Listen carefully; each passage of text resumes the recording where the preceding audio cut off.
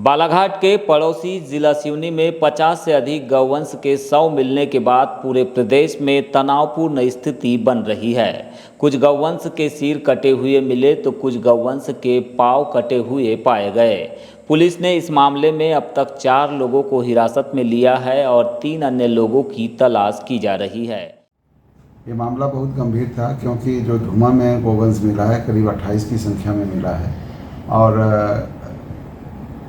सुनवारा चौकी अंतर्गत जो बैनगंगा में मिला है वो 14 और 4 और प्लस 8 लगभग 26 की संख्या में मिला है। तो इस तरह कुल 54 को नग गौवंश मिला है अपने को, जिनका गला रेत कर मारा गया था।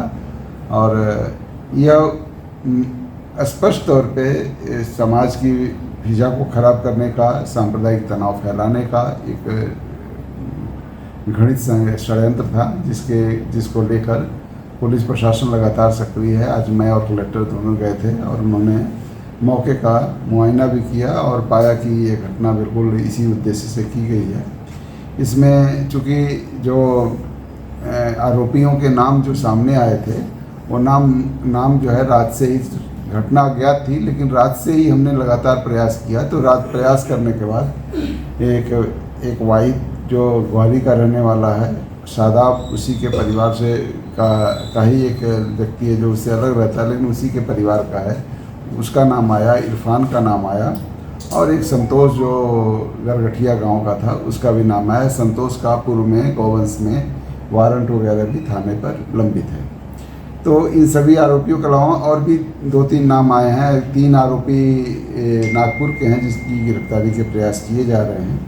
तो अभी संख्या एग्जैक्ट जो है अपने को 7-8 लग रही है, लेकिन इससे भी संख्या बढ़ सकती है क्योंकि ऐसे तमाम इनपुट हमारे पास आ रहे हैं, लोगों के द्वारा भी बताए जा रहे हैं और घटनास्थल के आसपास के व्यक्तियों से भी चर्चा में इनपुट आ रहे हैं। तो संभव है कि कुछ और नाम बढ़ेंगे। 3 लोगों के नाम सामने आए हैं। इन सभी के ऊपर गोवंश वध प्रतिषेध अधिनियम, पशु क्रूरता अधिनियम और मध्य प्रदेश पशु परिरक्षण अधिनियम के धाराओं के अतिरिक्त 153 भादवी के अंतर्गत कार्रवाई की गई है।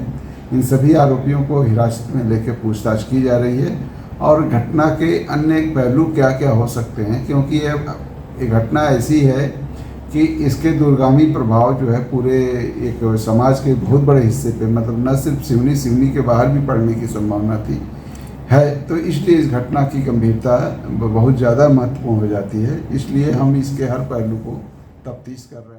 आपको बता दें कि गौवंश के शव बुधवार को पिंडरई गांव के पास वैनगंगा नदी और धुमा क्षेत्र के काकरतला जंगल में मिले थे। इन शवों को देखकर ग्रामीणों ने धनोरा और सुनवारा पुलिस थाने में सूचना दी। इसके बाद ग्रामीणों की मदद से ही पुलिस ने शवों को बाहर निकाला। गौवंश हत्या से जुड़े इस पूरे मामले पर विभिन्न सामाजिक और धार्मिक संगठनों ने सख्त कार्रवाई की मांग की है। एक निम्न स्तर की हरकत हमारे मध्य प्रदेश के जिला सिवनी में की गई। एक घटना एक ही जिले में अलग अलग क्षेत्र में, धूमा थाना क्षेत्र के अंतर्गत, क्यूलारी थाना क्षेत्र के अंतर्गत और पलारी चौकी के अंतर्गत, सुनवारा चौकी के अंतर्गत हमारे सकल बहुसंख्यक हिंदू समाज की आस्था का केंद्र, हम जिसको अपनी माँ मानते हैं, जिसको हमने अपनी माँ का दर्जा दिया है, हमारी गौ माता का कुछ तथाकथित लोगों के द्वारा गला रेत करके उनकी हत्या करके, हम ये कहते हैं कि ये कुर्बानी जैसा एक संकेत दे करके हमारे हिंदुओं की भावनाओं को ठेस पहुंचाते हुए हिंदुओं की भावनाओं को अपमानित किया गया है और उनको माँ गंगा में बहाकर, ये कहा जाए तो गौ माता का गला रेत करके उन्हें काट करके गंगा जी में बहाकर माँ गंगा का भी अपमान किया गया है। और हम सकल हिंदू सनातनियों की जो है आस्था के साथ में खिलवाड़ करते हुए हिंदुओं को चुनौती दी गई है। मध्य प्रदेश के सिवनी जिले में 3 अलग अलग स्थानों पे एक ही दिन पर यह घटना हुई है और उनके बहते हुए शव हमने गंगा नदी से बरामद करके प्रशासन की मौजूदगी में उनको दफनाने और अंतिम संस्कार का हमने काम किया है।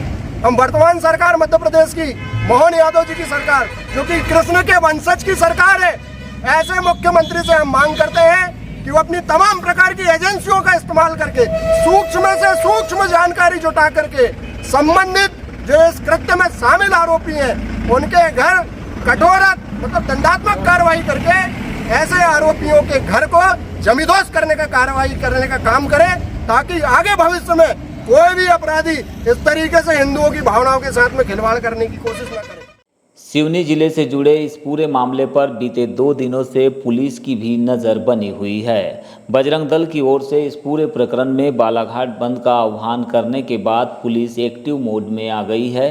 पुलिस विभाग ने देर शाम को शहर में पैदल मार्च भी किया और बंद के दौरान किसी भी तरह की हिंसा या फिर घटना ना हो, इसे लेकर विशिष्ट निर्देश भी जारी कर दिए हैं।